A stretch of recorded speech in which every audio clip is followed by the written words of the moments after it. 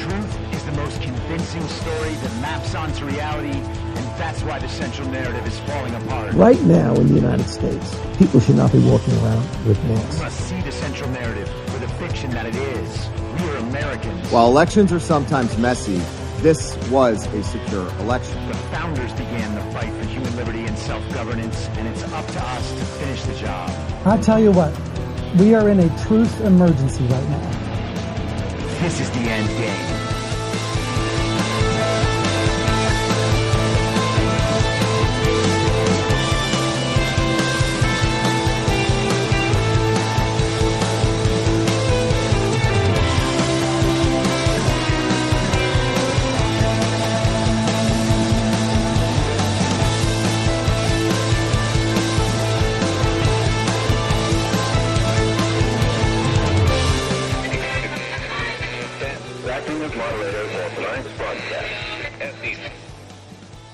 It's Friday, January 20th, 2023, the 730th day of dystopia. I'm your moderator, Chris Paul. Let's be reasonable.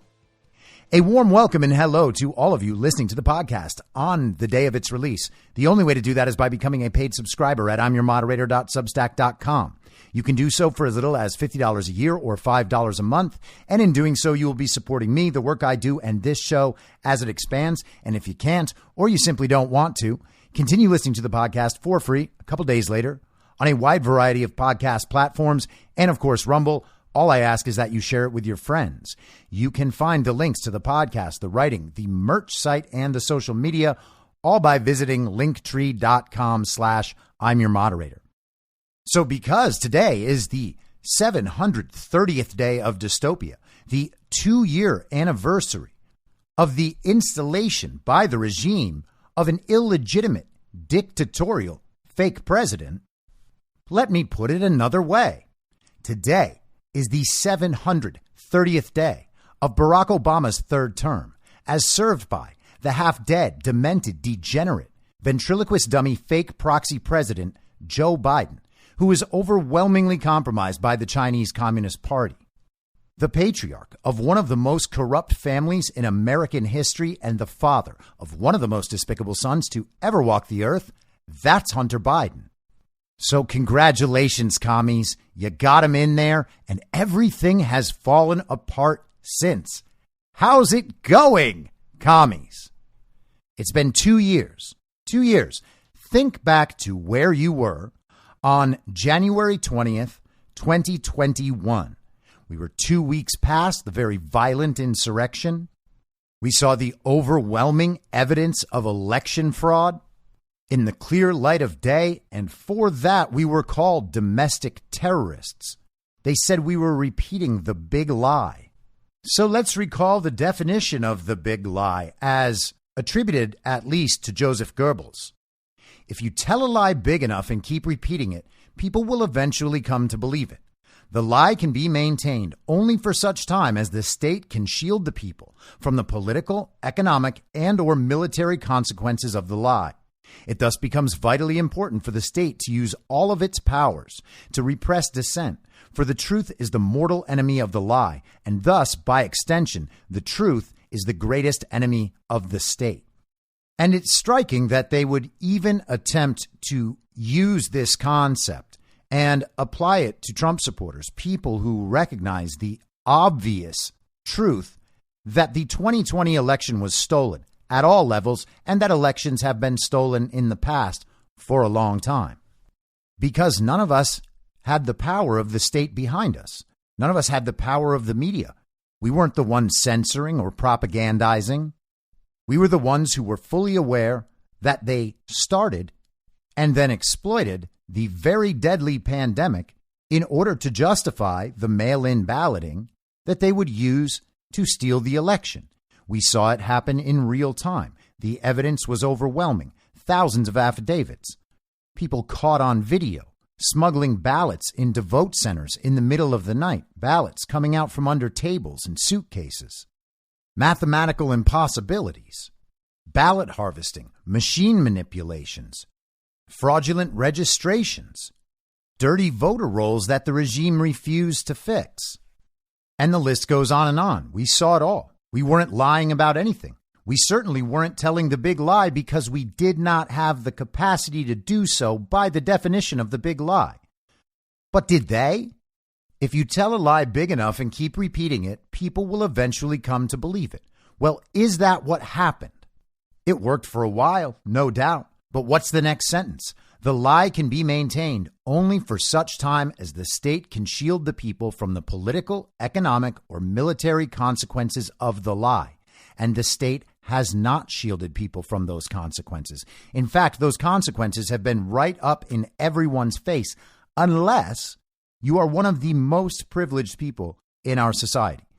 We have spent now 3 years enduring the greatest concurrent crises this country has ever faced: the pandemic, the stolen election, an invasion on our borders, and the weaponization of the U.S. government against the American people. And the people can see it.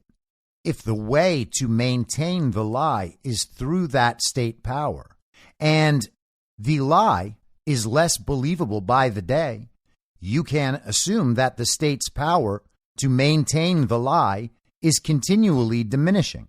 It's not growing. We are absolutely in a better position now than we were 2 years ago. It thus becomes vitally important for the state to use all of its powers to repress dissent.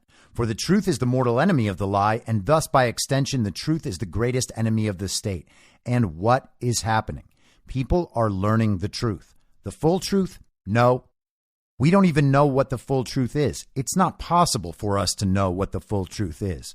But we are trying. We're moving in that direction faster every day, and we're picking up people along the way every single day, which means that despite our inability to reach full truth, what we do have is a larger and larger mass of people refusing to believe the big lies.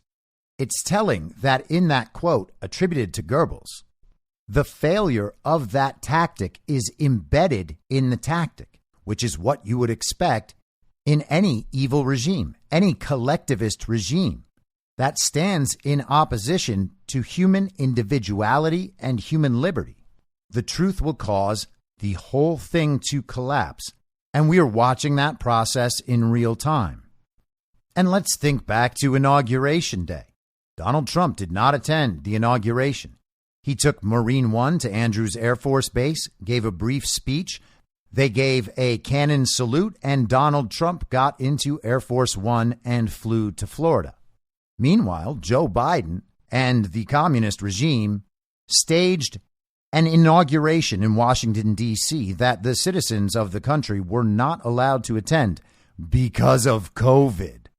But Bernie Sanders attended. He attended in a parka and mittens, and they sat socially distanced and watched Lady Gaga, dressed like the Hunger Games, sing to everybody. Joe Biden talked about unity. He was going to bring the entire country together. He went to the Tomb of the Unknown Soldier, where he was given not the traditional military salute, but the military salute of a foreign dignitary. Troops stationed in Washington, D.C. turned their backs to his motorcade. He couldn't get the White House door open. And then Bono performed. And that was very likely the only good day of Joe Biden's fake presidency. Every day since then has been an absolute mess. They conduct most of their business not from the White House, but from a building across the street, a sound studio, where Joe Biden pretends to be conducting the nation's business on a series of screens. Biden has mandated vaccines. He has tried over and over again to reinstitute mask mandates. He told us that it would be a dark winter of illness and death for the unvaccinated. Well, that didn't happen. He had the disastrous pullout from Afghanistan on his watch. He has pushed the global communist agenda. He ran on Build Back Better, which is directly from the World Economic Forum. He has done as much as he can to push the Green New Deal agenda into place. He oversaw the instigation of Russia invading Ukraine and promptly sent over $100 billion worth of American taxpayer money and American military equipment over to Ukraine to support an army full of actual Nazis and foreign mercenaries to protect one of the most corrupt states in the world, one of the prime regime states, to protect what they were doing at Defense Department funded biolabs near Ukraine's Russia border. A biolab program that, by the way, was initiated by Barack Obama as a senator and facilitated by none other than Joe Biden, with the evidence on Hunter Biden's laptop. He has overseen an invasion at the southern border. He works in direct coordination with the Mexican drug cartels and globalist regime NGOs that facilitate the slave trade. He is presiding over human trafficking, sex trafficking, child trafficking, and drug trafficking. He has crippled our economy.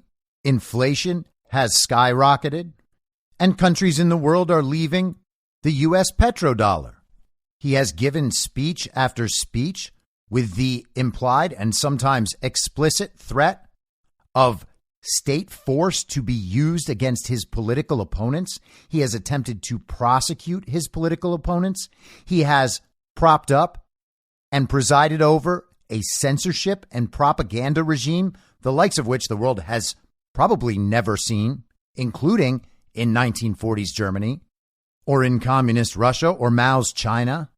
People talk constantly about how he's incompetent and demented, and those are both certainly true, but those aren't the biggest problems. The problem isn't his incompetence. The problem is that he is facilitating the implementation of an agenda he can't even understand. He is just a vessel that the regime uses to push the agenda onto the American public.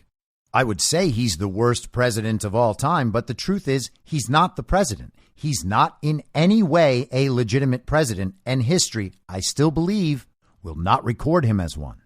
So let's talk a little bit about how we got here and then how things are going. This is from Breitbart on Wednesday. California, 10.8 million mail-in ballots unaccounted for in 2022 elections. More than 10.8 million mail-in ballots went unaccounted for in California's midterm elections last year. Data published by the Public Interest Legal Foundation reveals. In 2022, California election officials mailed out more than 22.1 million ballots to registered voters. The data published by PILF shows. Of those, more than 10.8 million went unaccounted for, as researchers said election officials can only make assumptions as to what happened with the ballots. So 22.1 million went out. 10.8 million are unaccounted for. That's almost half of them. We have known, beyond any doubt, it is publicly available knowledge, that mail-in balloting is one of the least safe and least secure methods of voting. That was revealed, not like people couldn't understand it on their own, but it was revealed in a study, which makes it more real, from the Carter-Baker Commission. It's one of those things everyone knew doesn't work, and then they did it anyway, and now they tell us it was always perfect. It's like wearing a mask to prevent the spread of an aerosolized virus that the mask in no way can prevent, something that the science has always known up until just a couple of years ago, when they needed it to be different. Typically, when a polling place opens and closes, there is an accounting of all election materials. Significant issues arise when incidents occur, such as ballots disappearing at poll closing time. With mass mail elections, problems accumulate, PILF researchers state, and they enclose some of the research from that study. After accounting for polling place votes and rejected ballots in November 2022, there were more than 10 million ballots left outstanding, meaning election officials do not know what happened to them. It is fair to assume that the bulk of these were ignored or ultimately thrown out by the intended recipients. But under mass mail elections, we can only assume what happened. Mail voting practices have an insurmountable information gap. The public cannot know how many ballots were disregarded, delivered to wrong mailboxes, or even withheld from the proper recipient by someone at the same address. Or, hey, how about this? It's also possible that the people who work for the U.S. mail might not all be patriotic Americans with a sense of fiduciary duty to do their jobs properly, particularly when they're told by all of culture and their union that Donald Trump is a bad, bad man. And so naturally, there were many, many instances of problems directly from the U.S. Postal Service.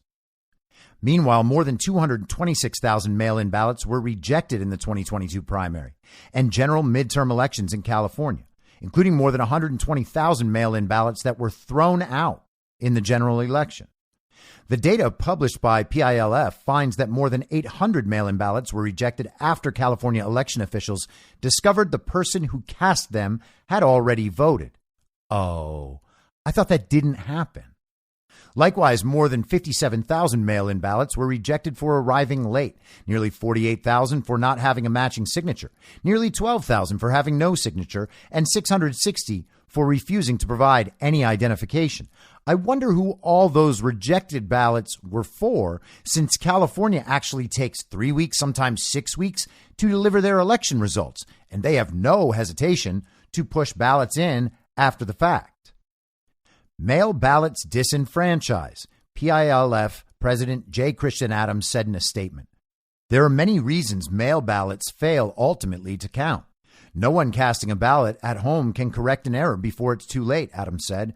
California's vote by mail demonstration should serve as a warning to state legislators elsewhere. But will it? Well, of course not.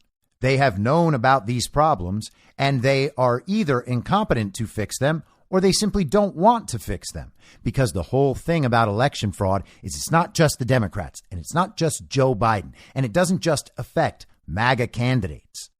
Establishment Republicans benefit from election fraud the same way that establishment Democrats do.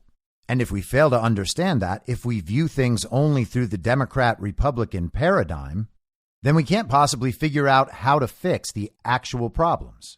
This is the Federalist from Wednesday. With 25,000 mysterious votes and missing documents, Maricopa's 2022 election process marked by chaos and uncertainty. Now, this is a story we've discussed on the podcast before. This 25,000 number was in Kari Lake's lawsuit against Katie Hobbs and the rest of the corrupt regime officials in Arizona who have attempted to steal that election. Although the court cases are ongoing, Kari Lake's hearing is scheduled for the 24th of January. That's next Tuesday. And it's nice that the Federalist is finally covering election fraud.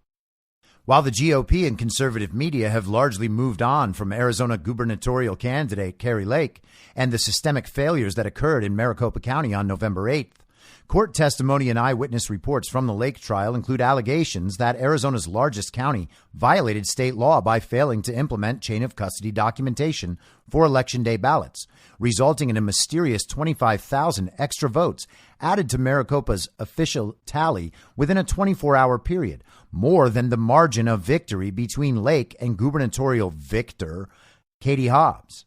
It was about 10 p.m. on election night when Maricopa County's ballot tabulation vendor, Runbeck Election Services, received its first truckload of Election Day Dropbox ballots. While Runbeck received 7 truckloads total, the last was completed about 5 a.m. the following morning. Runbeck staff thought it odd the deliveries did not come earlier throughout the day. But that wasn't the only glitch. There were no chain of custody forms delivered with the ballots, a stark departure from typical procedure. According to Runbeck employee Denise Marie, prior to November 8th, Dropbox ballots were delivered in red bins with a chain of custody form from the Maricopa County Tabulation and Election Center, which listed how many ballots were delivered. But on election night, quote, instead of receiving the ballots in red bins, the ballots from the drop boxes had been placed in mail trays and loaded onto mail cages. MCTEC, that's the Maricopa County Tabulation and Election Center, MCTEC, did not include the Maricopa County delivery receipt forms with any of the Election Day Dropbox ballot deliveries. There were no chain of custody forms with the ballots and no count of the number of ballots that were delivered.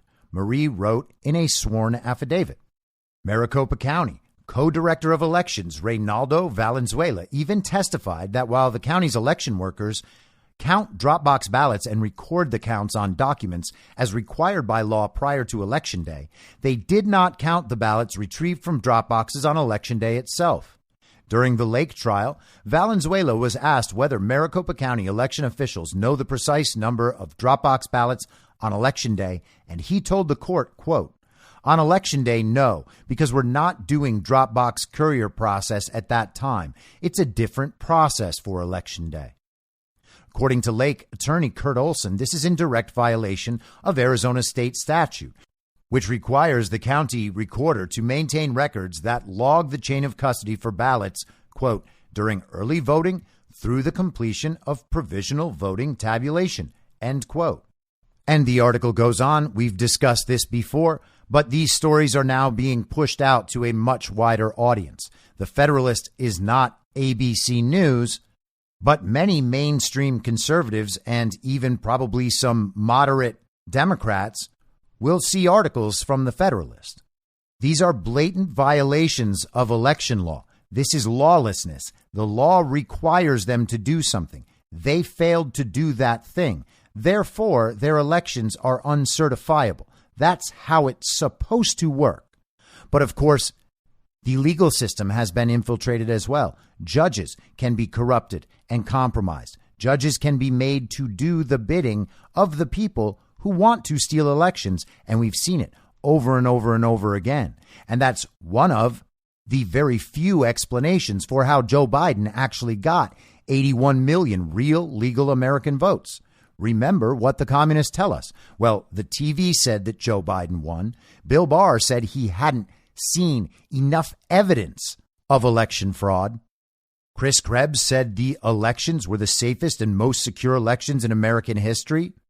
And everybody has just taken on the idea as true that Donald Trump lost all his cases, including the ones overseen by Trump-appointed judges, because there was no evidence of election fraud, not understanding that those cases were almost exclusively dismissed on procedural grounds. And speaking of Bill Barr, this is from just this week. This is an article in the Gateway Pundit. The headline is "More Evidence, FOIA Requests Reveal There Were No DOJ Investigations on Election Fraud After 2020, as Bill Barr claimed." Jeffrey Clark told Steve Bannon the Center for Renewing America sent out FOIA requests to 12 U.S. attorney districts from the 2020 battleground states. Bill Barr sent out a memo on November 9th saying there should be investigations of the elections. Jeff Clark told Steve Bannon the FOIA requests have come back from every district but one with no documents. No investigations were done as a result of that memo. There is only one of the 12 districts that has not yet come in, and that's the Eastern District of Pennsylvania. The U.S. Attorney of the Eastern District asked to investigate issues in his district. Barr denied the request. Bill Barr lied to the American public. Now he got caught. And we'll see how that works out for Bill Barr. But this is where we are with this part of the narrative and this information. The FOIAs went out for responsive documents about those investigations in 2020 overseen by the DOJ, and there were no responsive documents, which either means the investigations did not happen or the documents simply are not being returned for FOIA. And we can only speculate on what the reasons for that might be. But on its face, it seems like those investigations simply never happened. Yet another pillar of the fake president's justification for how he possibly received 81 million real legal American votes is gone. This is from Just the News on Wednesday. Again, not ABC News, not the huge wide audience, but a substantial audience. And John Solomon is a very credible reporter. So this is going out pretty wide. This is an article, as I said, from Wednesday. As mail ballots machines mar voting in some states, others seek to tighten election security. And he discusses the mail-in ballot issue in California and then goes on. Arizona's largest county, meanwhile, is investigating Election Day errors that critics allege resulted in the mass disenfranchisement of disproportionately Republican voters. Maricopa County, where at least 70 vote centers experienced ballot printer issues on Election Day, resulting in vote tabulation machine errors, announced earlier this month that former Arizona Supreme Court Chief Justice Ruth McGregor will conduct an investigation into the machine malfunctions. In New Jersey, a vote tabulation system error resulted in the double counting of votes in 6 voting districts across 4 municipalities, resulting in the wrong candidate being declared the winner in a local school board election, the New Jersey Globe reported. In the school board race in Monmouth County's Ocean Township, Steve Clayton was originally declared the winner by 20 votes, with 3,523 votes to opponent Jeffrey Weinstein's 3,503. But after an audit by the county's voting machine vendor, ES&S, found that some votes were double counted, Weinstein emerged as the leader by 1 vote. ES&S said in a statement to the Washington Examiner, at Monmouth County's request, ES&S recently reviewed the county's election data, which revealed that a technician inadvertently loaded votes twice in error. Typically, our software blocks this from happening. Unfortunately, a human error in a July software reinstallment missed the step that would have flagged the mistake. This anomaly is isolated to Monmouth County. The integrity of elections are ultimately protected by a series of checks and balances, and we are grateful for an audit that revealed this human error. Oh, really, ES&S? You're grateful for the audit? Well, how come there aren't audits everywhere? How come there aren't legitimate forensic audits everywhere? If you care about checks and balances, and you also care about people trusting your totally untrustworthy voting machines. The company said the error occurred when the USB flash media were loaded twice into the results reporting module, the Globe reported. You see that? Just human error. Now, it's not the sort of human error that could ever happen with a system that is actually secure. But if you had a system that's actually secure, well, then you couldn't steal elections. The state's attorney general's office has advised the county board of elections to recount and rectify the results of the general election, and the board is expected to request a judge to order a recount, according to the Globe. As some states struggle with mail ballots and voting machine issues, other states seek to secure their elections with state legislators introducing new election integrity legislation. And they have done that in states, and they have passed some in certain states. And none of that has helped to secure elections in those states. Elections are still stolen in Georgia. Elections are still stolen in Texas and Florida. And nothing about how the GOP performed in those states in the midterms suggests otherwise. It's not D versus R. It's the uniparty versus the people.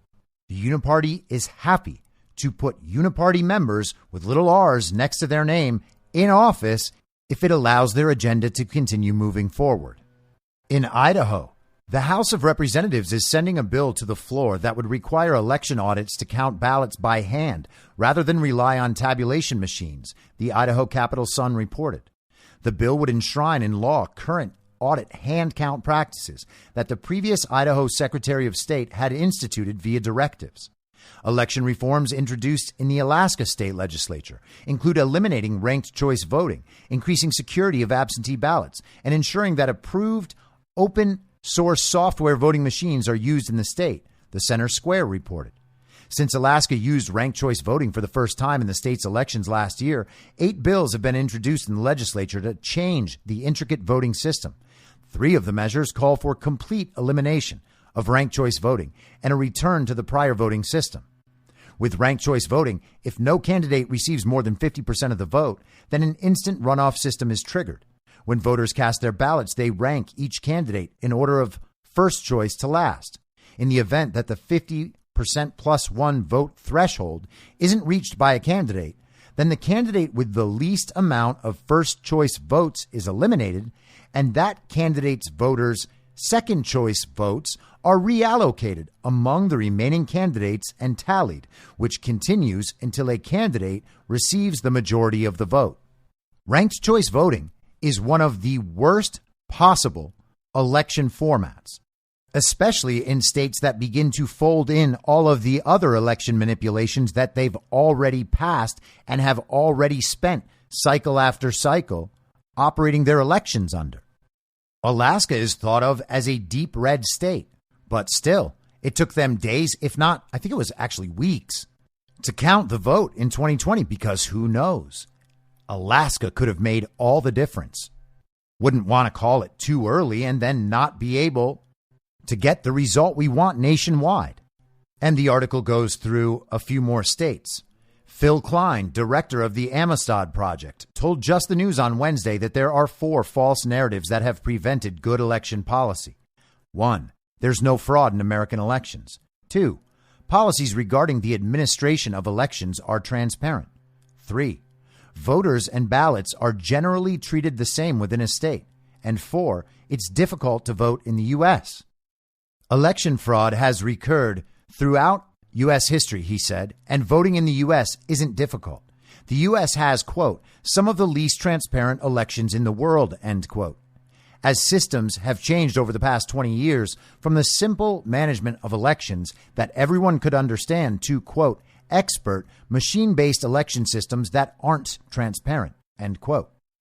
The former Kansas Attorney General said the injection of large sums of private money into election administration has resulted in disparate treatment of voters as ballots are cast weeks before Election Day during early voting unsupervised by election officials via methods such as drop boxes. And if you recall back to late 2020, Phil Klein was the guy who was handling the situation with the truck driver who left Bethpage, New York, with ballots, went down to Lancaster, Pennsylvania, and that load of ballots had disappeared overnight from his truck. He was also the guy breaking the whole story wide open of the big tech manipulation, specifically on the Facebook side with Mark Zuckerberg and the Center for Tech and Civic Life, and all of that $400 to $500 million flowing in to states and localities around the country in order to control their elections. He bought the drop boxes. He bought election judges. And he bought off the officials to implement these policies. I've actually made contact with Phil Klein recently and hope to have him on the podcast soon. Our elections are broken on multiple levels all around the country. There is no denying that at this point. Even the efforts for election integrity suggest that the regime and the corrupt regime politicians understand that the current environment is untenable.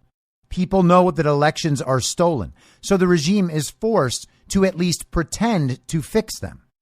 It's not some fringe element of the Republican Party understanding that elections are stolen. It's just about everybody. But nevertheless, the illegitimate president presses forward. This is also from Just the News. Yesterday, Biden reportedly set to announce 2024 decision following State of the Union. President Joe Biden is reportedly still set to announce his 2024 re-election bid shortly after his State of the Union address, even amid an ongoing scandal involving classified documents at his personal residence. The Democratic president was planning to launch a campaign sometime in the period after his February 7th State of the Union address, prior to that scandal, CNN reported on Thursday. And the plan remains the same in spite of that controversy. So Joe Biden is planning on giving a State of the Union address in a couple of weeks. The man who cannot think in complete sentences is going to go address the country for an hour or more, pretending to be president.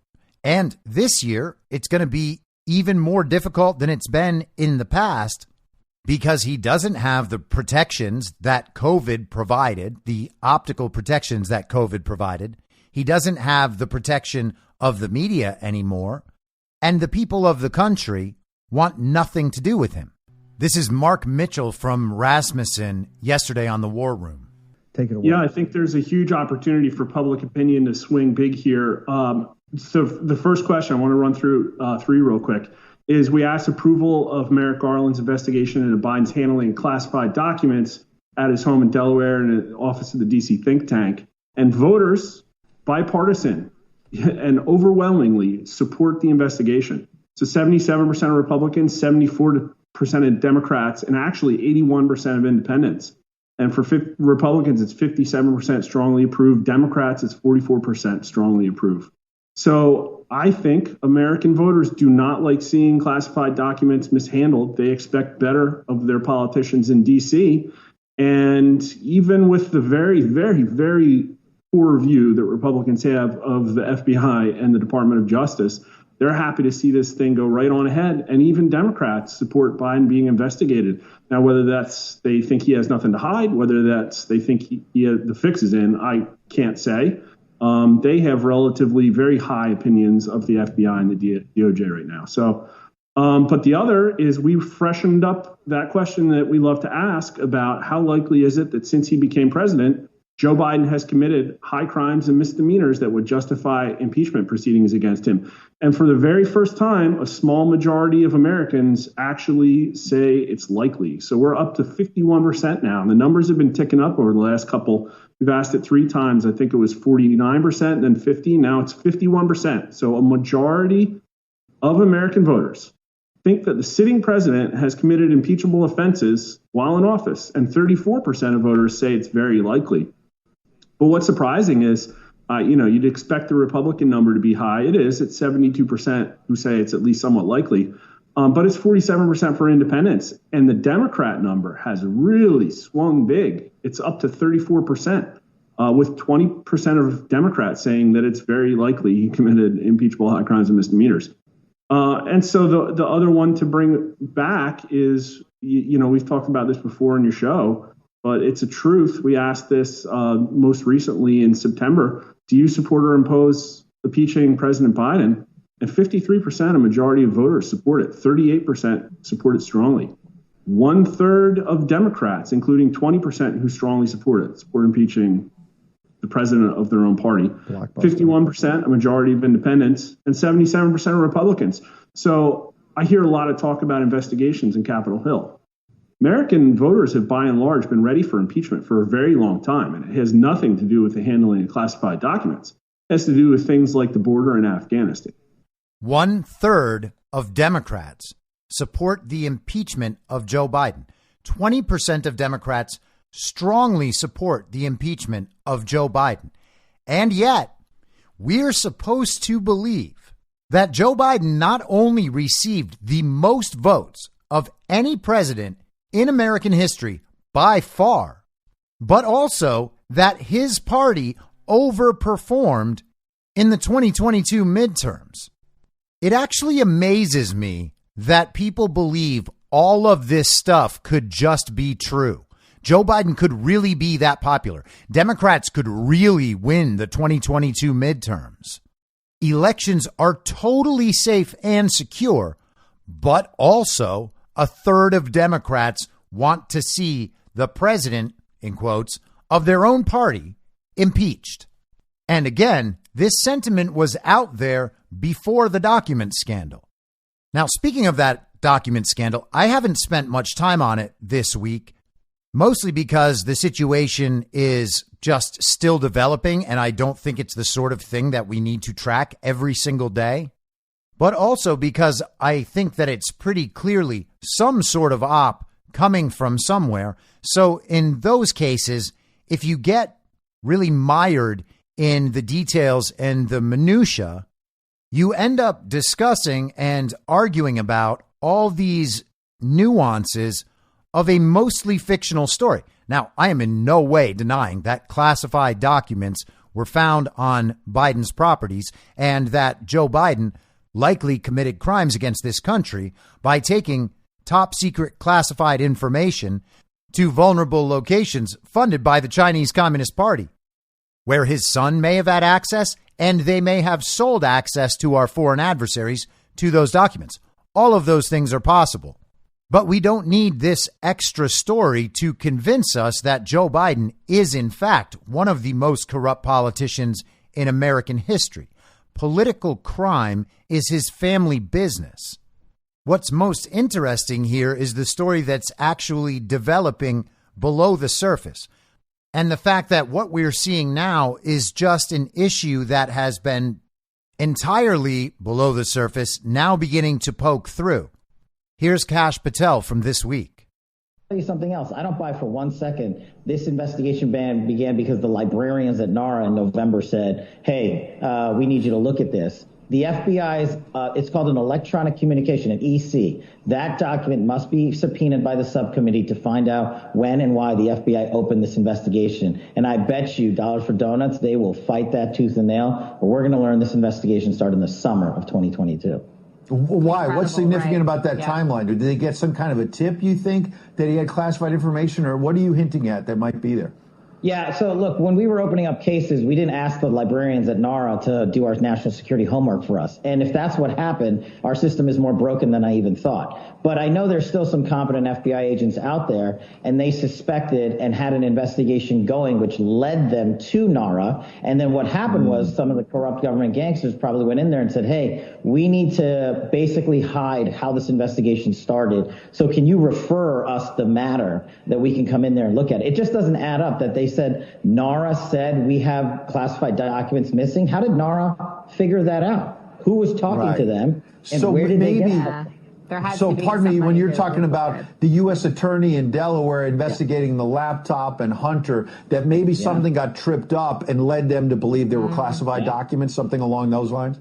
I mean, that's brilliant. I mean, that's exactly what I suspect happened, because the Hunter Biden investigation has been going on for supposedly 2 years, right? Are you to tell me that there's nothing in there talking about these rent payments, these contracts on Joe Biden's house? Or is there anything on there that's sensitive? Forget classified. Let's just say, was there sensitive information related to the government? Of course, the FBI is going to take that, or they should, and say, okay, are there other classified documents or information in any place you stayed, Hunter Biden? And that house is where Hunter Biden supposedly stayed. I mean, it's a rent monetary amount matching exactly the money he was getting paid by some CCP outfit, which is another story. Crazy. But I think those sorts of investigations led to this, not the NARA librarians.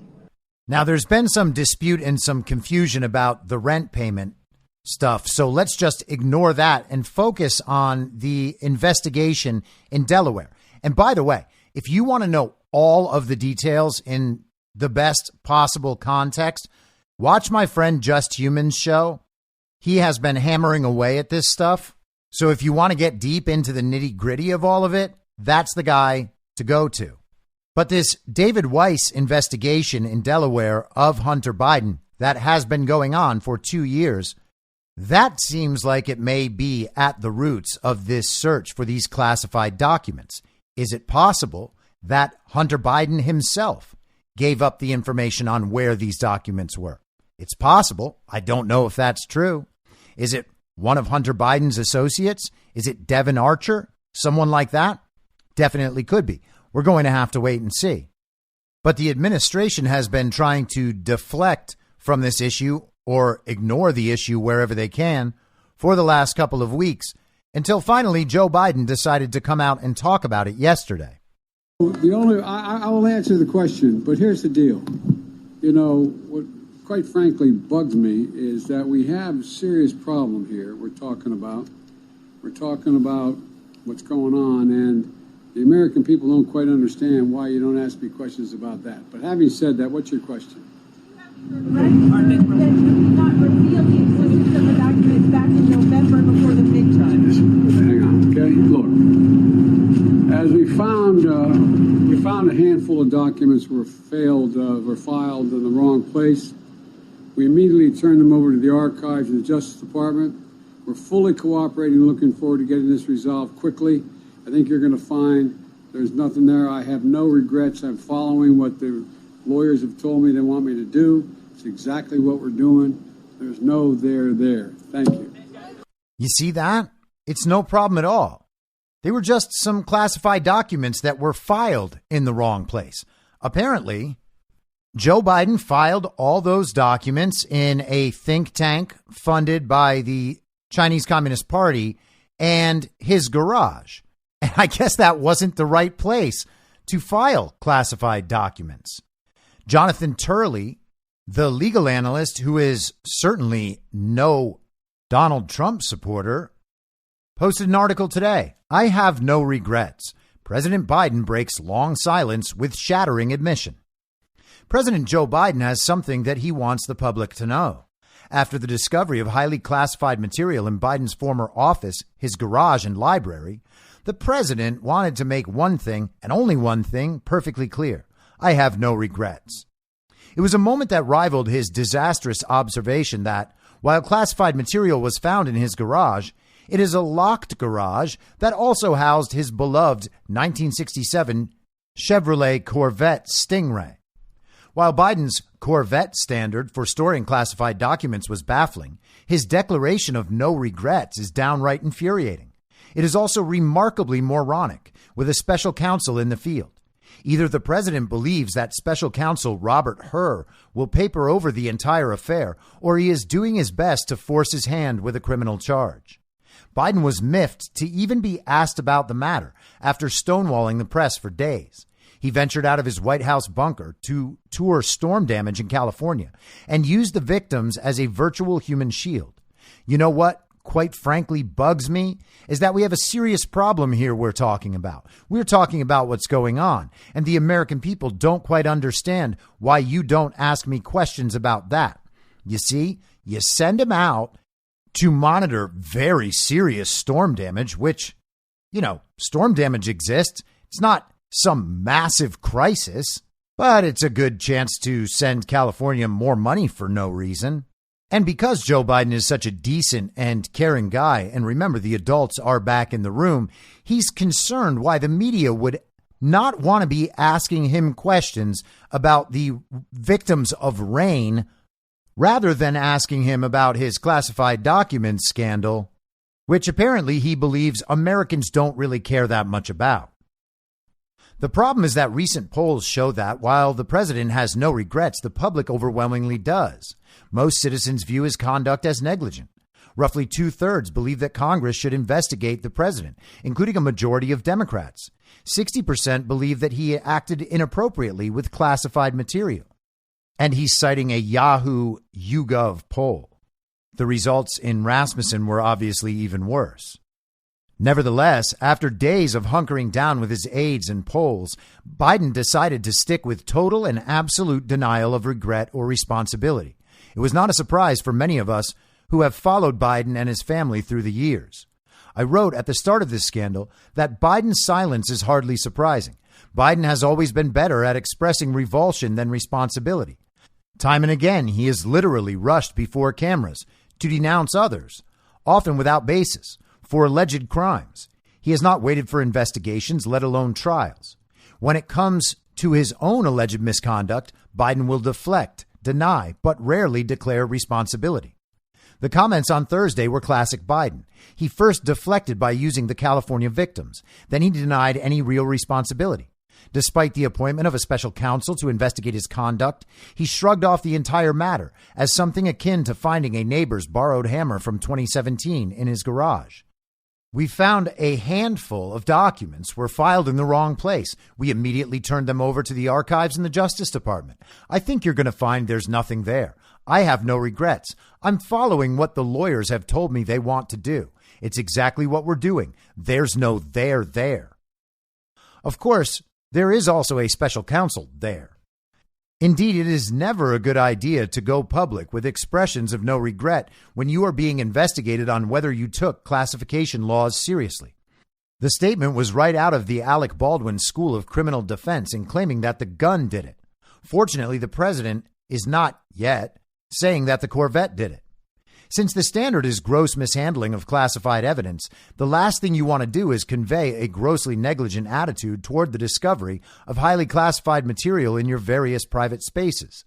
The president even added that he is, quote, looking forward to getting this resolved quickly, end quote.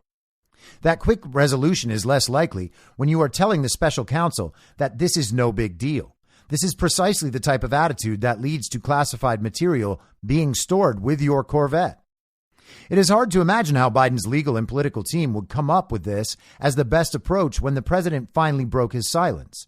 There's a difference between denying and dismissing an alleged crime. As a criminal defense attorney, I would be mortified by a client publicly dismissing the seriousness of a potential crime while he is under investigation. For most defendants, it would constitute, quote, bearding the lion, and prosecutors would not take kindly to the approach. Of course, the president could be counting on his prior declaration that no one fucks with a Biden. However, he may be saying the quiet part out loud and putting her in an early and uncomfortable position. There is a there. It is classified evidence in places like a garage. By stating that this is likely to wrap up quickly, Biden is not only showing little appreciation for the seriousness of the alleged crime, but the seriousness of the investigation. He is not only making her look like a stooge or cipher, he is making Baldwin look like a comparative genius. Now, it's been known and widely discussed that Joe Biden spends very little time at the White House and spends virtually all of his weekends and other time at his various houses in Delaware. And there is no visitor log when Joe Biden is at his private residences. So throughout his fake presidency, people have been coming and going to Joe Biden's private residences. We have no idea who those people are, but we do know he had classified documents at them throughout this time. We've been told that logs of those visitors do not exist, but the story on that seems to be changing as well. This is Fox News yesterday. Biden classified document investigation. Secret Service ready to provide Delaware visitors, source says. The U.S. Secret Service is prepared to offer names of individuals who visited President Biden's Wilmington, Delaware home if requested by Congress, Fox News has learned. The White House continues to insist that there exists no formal visitor log for the personal residence where troves of classified documents were found. While the White House has not kept a formal list, the Secret Service does collect information on guests with regular access to the home.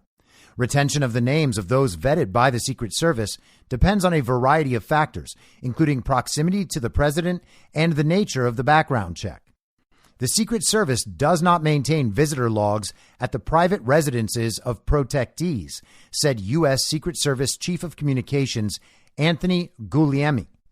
While the Secret Service does generate law enforcement and criminal justice information records for various individuals who may come into contact with Secret Service protected sites, we are not able to comment further as this speaks to the means and methods of our protective operations. Always sources and methods. We can't tell you because we have to protect our justifications for not telling you. A source familiar with the situation told Fox News that the Secret Service is prepared to provide available background information on vetted guests to Biden's residence if requested by Congress. Will we see those visitor logs? Who knows? But there is at least some likelihood that over the course of these last couple years, while Joe Biden's son has been investigated, that someone should be monitoring these sorts of things. Now, I mentioned that he is losing the protection of the media. This is how much the story has changed for CNN this week. And of course, you'll recall that all of media accepted Joe Biden never discussed any of his son's business dealings. He told the nation that throughout 2020 while he campaigned from his basement. Despite his denials, a CNN review of the laptop data as well as other public material shows that Joe Biden did interact with some of his son's associates while serving as vice president, though it's unclear exactly what was discussed. One example, the Republican site, Miguel Alemán Magnani, a Mexican businessman and son of the former president who Hunter was trying to woo. In 2014, Alemán Magnani and his dad were photographed at the White House with then Vice President Biden. In a later email, Hunter Biden reminds Alemán Magnani of the favors he's done for him. We have been talking about business deals and partnerships for 7 years. I have brought every single person you have ever asked me to bring to the effing White House and the Vice President's house and the inauguration.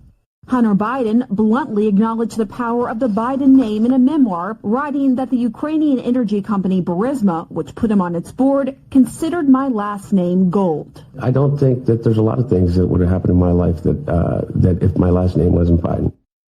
Say it ain't so, CNN. What caused the big turnaround? When did you stop believing that Joe Biden had never discussed his son's business dealings with his son? Because they were all on the same page about that.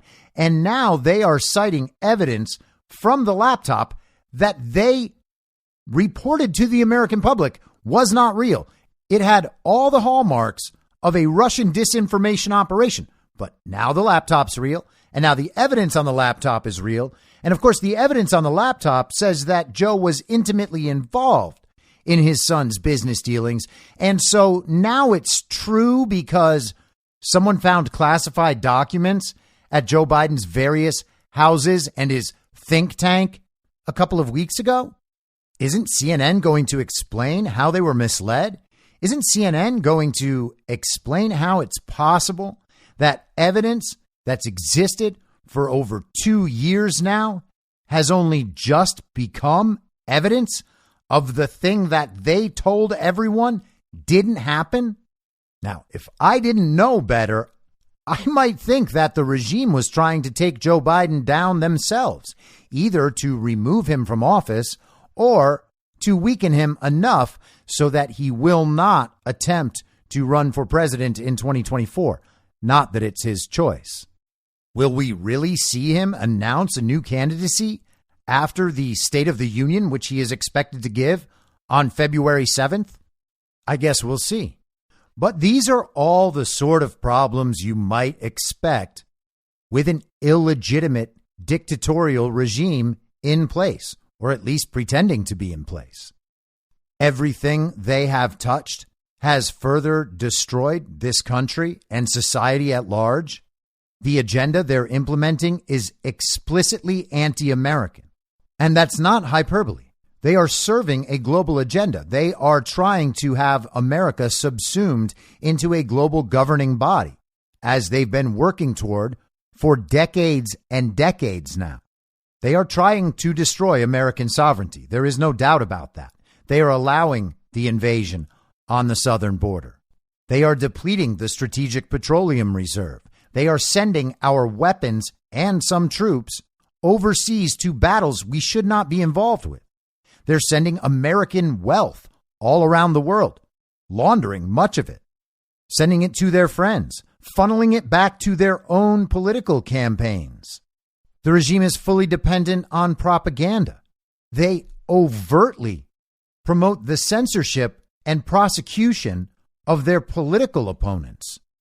They have continued to steal elections, and now they can't even defend themselves. This is Karine Jean-Pierre from the White House press briefing room just today.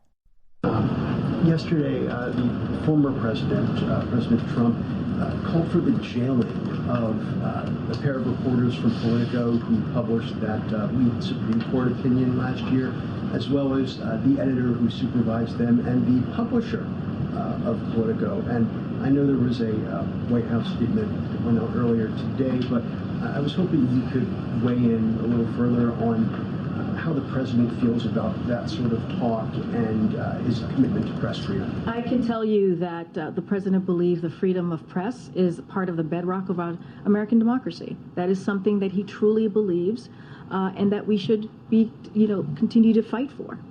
And calling for egregious abuses of power in order to suppress the constitutional rights of reporters is an insult. It is a complete insult to the rule of law and undermines fundamental American values and traditions. So instead, it's the responsibility of all leaders to protect First Amendment rights, and that's what the president believes, and that's what he's going to continue to do to make sure that we protect those rights.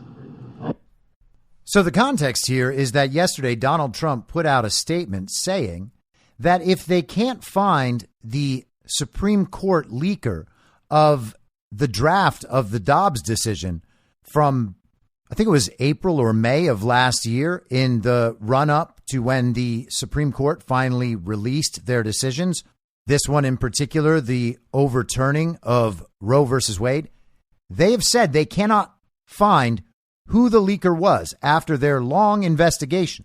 And so Donald Trump said, well, then the reporters and the editor should be threatened with prison time because this is something that jeopardizes the integrity of the Supreme Court and caused some deranged leftist sociopath, we're told, to attempt to assassinate Justice Brett Kavanaugh.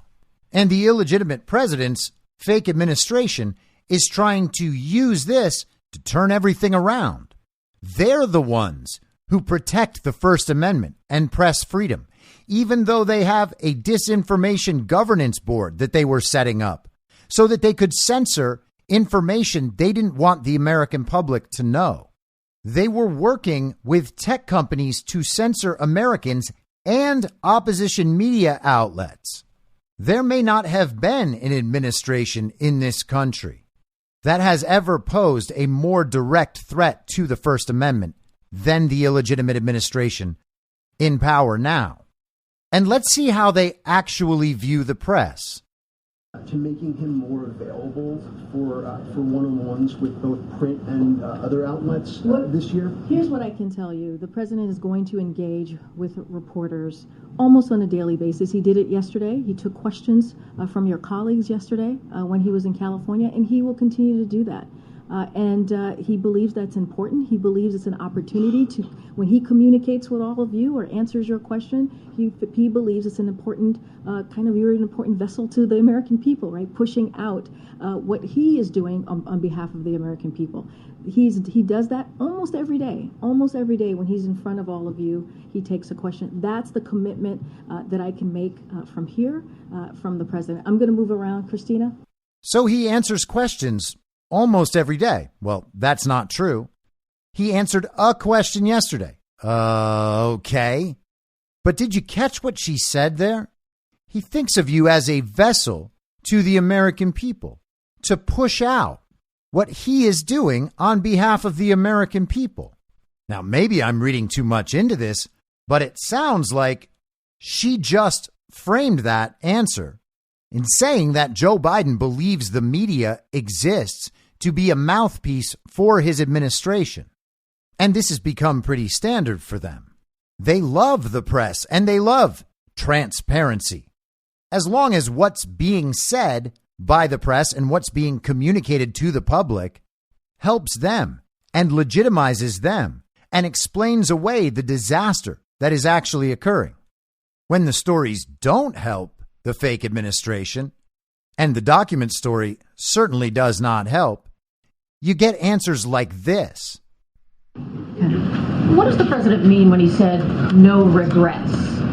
Because he's also said he takes very seriously the handling of classified documents. So I'm unclear what he means about no regrets. So I'm not going to comment further from what the president has said yesterday. I think he laid out his thoughts. He was asked about it. He laid out his thoughts of whatever question he was asked. I'm not going to get into specifics, or I'm not going to go beyond what the president has said. But I will reiterate from here and basically what he said to all of you many times at this point, that he does indeed take classified information and seriously. He does indeed take classified documents seriously. I'm just not going to go beyond that. I would refer you to the White House counsel's office for any specifics on the president's comments or how the process is moving forward. Can you just shed light on was he referring to sort of the rollout of the information, or about the timeline, or I'm just unclear about what he's not regretting. And Kelly O, I totally understand the question. I totally understand why you may want clarity here, but I'm going to be prudent. I'm going to be consistent here. I'm not going to comment on the ongoing process, the legal process from here. I will just let the president's words stand for itself. I'm going to go around. So the president gave his thoughts yesterday, and Karine Jean-Pierre does not want to go beyond those thoughts. This is what it sounds like for an illegitimate regime to prove to the public that they have virtually no control over what's going on. They can't even put out a coherent message with the propaganda, with the media protection, with the big tech protection, with the censorship. They cannot get a coherent message out to the public. She's going to stand by what the president has already said. And truth be told, it's actually kind of a perfect slogan for the 2 years of illegitimacy we've witnessed. No regrets. But the good thing is that the man who was duly elected on November 3rd, 2020, is still on the battlefield and gaining strength all the time, even despite this massive psyop to blame Trump for the vaccine damage. He's undeterred, and the polls are shifting quickly back in his direction. He released another video statement today. Under no circumstances should Republicans vote to cut a single penny from Medicare or Social Security to help pay for Joe Biden's reckless spending spree, which is more reckless than anybody's ever done or had in the history of our country. Biden has blown out the federal budget, wasted trillions on left-wing lunacy and the ridiculous Green New Deal, which is a tremendous problem and embarrassment to us, and thrown open our treasury and our borders to migrants from all over the world. In fact, migrants that are coming from prisons and migrants that are coming from mental institutions are being dropped into the United States, and we do nothing about it. I had the safest border in the history of our country just 2 years ago, and now we have probably the worst border in the history of the world. I don't think any country has ever had anything like we have right now. Well, we absolutely need to stop Biden's out-of-control spending. The pain should be borne by Washington bureaucrats, not by hardworking American families and American seniors. The seniors are being absolutely destroyed in the last 2 years. Cut the hundreds of billions of taxpayer dollars going to corrupt foreign countries. Cut the mass releases of illegal aliens that are depleting our social safety net and destroying our country. Cut the left-wing gender programs from our military. Cut the billions being spent on climate extremism. Cut waste, fraud, and abuse everywhere that we can find it, and there's plenty of it. But do not cut the benefits our seniors worked for and paid for their entire lives. Save Social Security. Don't destroy it. The Democrats are looking to destroy Social Security. We're not going to let them do it. Thank you very much. So you can hate the sound of his voice if you want, but that man is still fighting. He's still on the battlefield. He's still on top of the important issues, and he's talking about the important issues directly to the American people. He is the best fighter we have. And this isn't some fantasy situation. The country is at war. We have an illegitimate dictator pretending to be president. This is a binary choice. It is Trump and MAGA against the regime. Donald Trump won. He is president by right. And absolutely no substitute will do, particularly when none of those proposed substitutes have, in the last 2 years and 3 months now, even begun to address the most crucial problem in our society, which is the fact that our elections are stolen.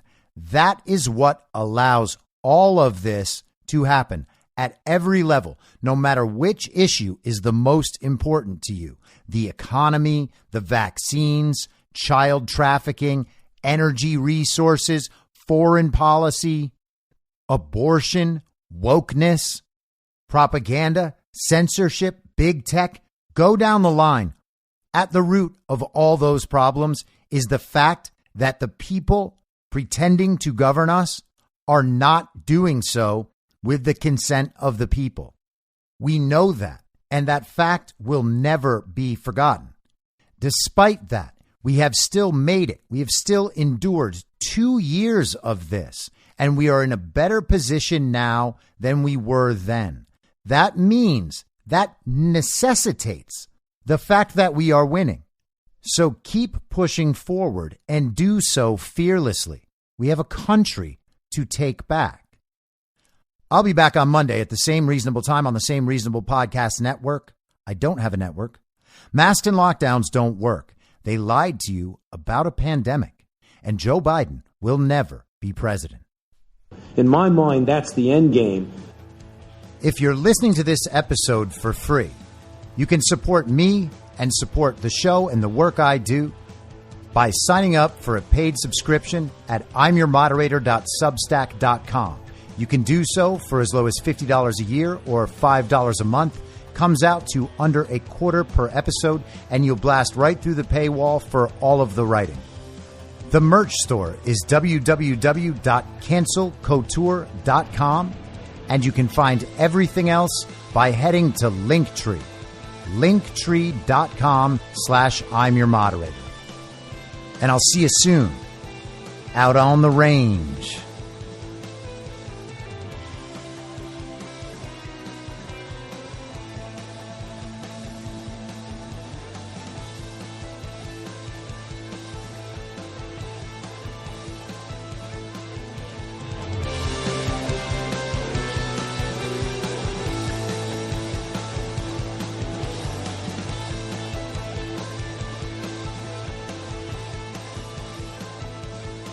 It's hell!